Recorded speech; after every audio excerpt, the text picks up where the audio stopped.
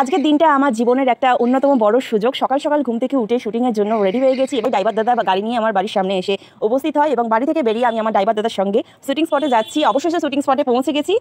আজ আমি সোনার বাংলা টিভি চ্যানেলের মধ্যে মহালয়াতে লিড ক্যারেক্টার দেবী দুর্গা হিসাবে নাচ ও অভিনয় করার সুযোগ পেয়েছি। এর জন্য আমি অসংখ্য ধন্যবাদ জানাই ডিরেক্টর সুমন স্যার এবং জয় স্যারকে এবং গোটা প্রোডাকশন টিমকে আমাকে এই সুযোগটা করে দেওয়ার জন্য।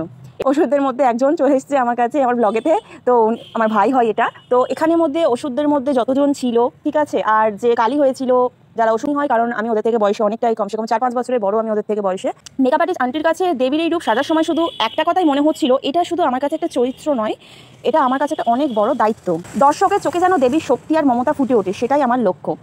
একমাত্র যিনি মহাদেব আর অসুর হয়েছে, ওষুধের লিডার হয়েছিলেন, তিনি একমাত্র আমাদের সবাই থেকে এখানে বড় বাবা কাকার বয়সে আর কি। এখানে আমার শুটিং চলছে আর এখানে আমি শুধু অল্প কিছু ঝলক দেখাচ্ছি। সেদিন শুটিংয়ের সময় আমরা গোটা টিম খুবই বিজি ছিলাম, তাই সেভাবে আর পুরো ভিডিও আমি করিনি।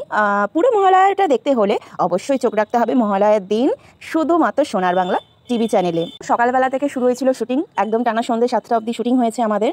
তো একটা কাজকে সুন্দর করে সবাইকার সামনে প্রেজেন্ট করতে গেলে অবশ্যই একটা গোটা টিমকে একসাথে মিলে একটা পরিবারের মতো মিলে সবাইকে একসাথে অ্যাডজাস্ট করে একটা সুন্দর টিম ওয়ার্ক করতে হয়, তবেই সেই কাজটা কিন্তু সাকসেসফুল হয়।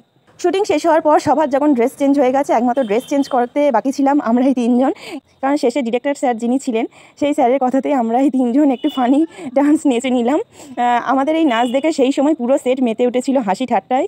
মজার ব্যাপার হলো অসুর চরিত্রে অভিনয় যারা যারা করেছিলেন তাদের মধ্যে থেকে হঠাৎ করে একজন ডিরেক্টর স্যারের কথাতে আমাদের সঙ্গে নাচে জয়েন করে ফেলে, সেও হচ্ছে আমাদের সঙ্গে এরকম ফানি ডান্স শুরু করে দেয়। তো খুবই ভালো ছিল, এরা খুবই হেল্পফুল ছিল। তো গোটা প্রোডাকশন টিম যদি আমাদের সবাইকে এত সুন্দর করে হাতে ধরিয়ে শিখিয়ে না দিতেন, তাহলে আমরা হয়তো এই প্রজেক্টটা এতটা সুন্দর করে সাকসেসফুল করতে পারতাম না। এর জন্য গোটা প্রোডাকশন টিমকে জানাই অসংখ্য ধন্যবাদ। এই অভিজ্ঞতা আমার কাছে চিরস্মরণীয় হয়ে থাকবে। সবার ভালোবাসা আর আশীর্বাদ নিয়ে আমি ছোট পর্দা হোক বড় পর্দা হোক আরও বড় স্বপ্নের পথে এগিয়ে যেতে চাই।